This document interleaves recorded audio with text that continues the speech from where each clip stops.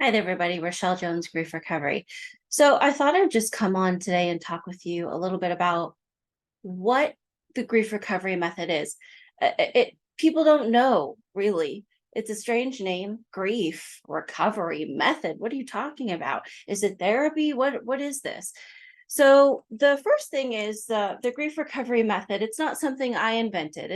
It's something that's been around for about 46 years now, probably. And it's the only evidence-based method on planet Earth that's proven to work to help you feel better. I mean, that's why we come to class. It's to help you feel better. We don't like how we're feeling. That's why I found the method. I found the method coming in from a history, a background of nursing. I was a surgical ICU nurse in the Air Force. Part of my duties was to be part of the suicide awareness briefing team for a short time. And both of those roles were all about helping people feel better, whatever it may have been. Perhaps you hear my dog in the background there with his toy. The thing is, years later, after my military time, I received a call in the morning about my father who had died by suicide. And I was gutted. I was so sad. And after a few days of just being terribly sad at home, crying, sobbing, foggy, fuzzy, just unfocused, unclear, no direction, couldn't figure out what I should be doing in a day. I was just lost. Usually I sat with just tears or a frozen stare until it was time to pick up my kids from school. And then I could pull it together while I was with other people. I could make dinner, get them to and fro on time. The laundry was done. The things that other people leaned on me for, I could handle. And I was doing just fine on the outside. My inside, though, was crushed. And then when I was by myself, I allowed that to bleed through, and I was devastated every single day. Now, the thing is, I was also scared in that moment. Not only was I sad and lost, I was scared because I also didn't know how low is low enough that I'm going to die by suicide too. When do I take my own life? Am I getting close? Am I going to leave my kids without a mom? So that's what prompted me to start looking for help, because for some reason, none of the tools or information I had learned in my lifetime, as far as being a nurse and being part of the suicide awareness team, nothing taught me what to do when we actually face loss, when I couldn't prevent it. It actually happened. I was left with well, now what? None of my tools or techniques worked to save somebody. So when I was in this moment after facing suicide through my father, I needed help. I was scared. And I had a pamphlet for the grief recovery method. That's how I found the method. I didn't know how effective it was. I didn't know anything about it except for I didn't know where else to go. And I was looking for help. And there it was. And I don't know, could you help me? And that was essentially what I said on the phone with a quivery voice. My dad died by suicide. Could you help me? And I was so scared to even make the phone call, but I did. And I knew in that phone call, there was something different, and that I was probably going to teach this method one day. And that's the big thing here is I teach this method. I'm a teacher. I'm not a therapist. I teach people.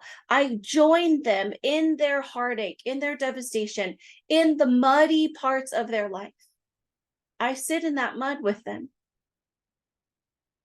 And then I teach them step by step, with their permission, step by step, what to do to not only come out of the mud, but to actually feel better, to go forward in life with a sense of purpose, a sense of joy, a new focus, a renewed clarity, a renewed sense of energy, a new ability to receive and accept and live and touch joy.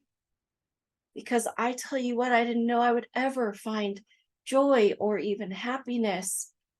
I didn't know I was ever going to find my way out of that. And that's what scared me, is I didn't know what to do. So I came to the method because my father died by suicide. Very often, People come to me because of a death they've experienced.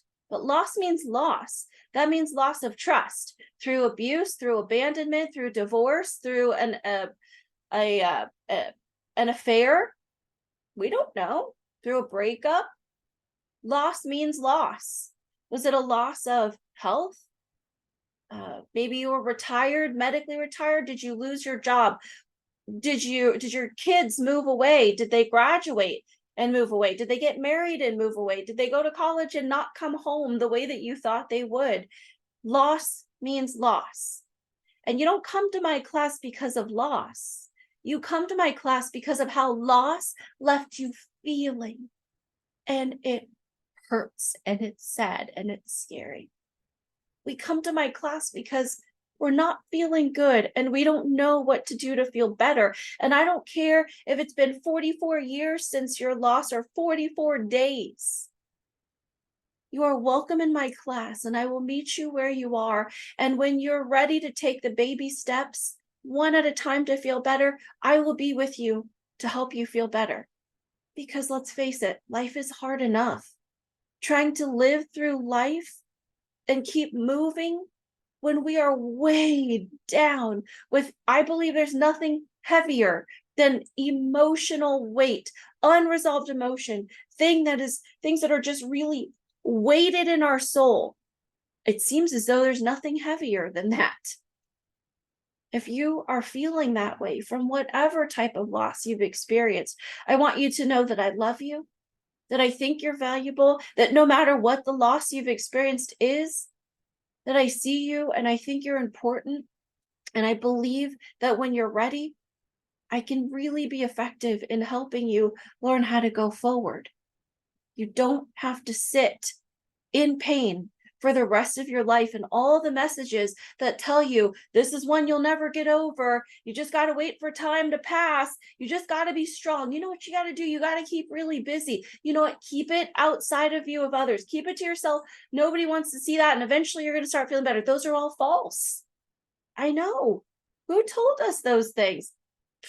The list is long. The point is, when we're using tools that are not effective, when we have beliefs and ideas and information locked inside of us that we know without a doubt is not effective, guess what happens? We stay stuck in pain. And I don't want that for you. I don't want that for your family members. I don't want that for your friends, your coworkers. If they're willing, I'm willing.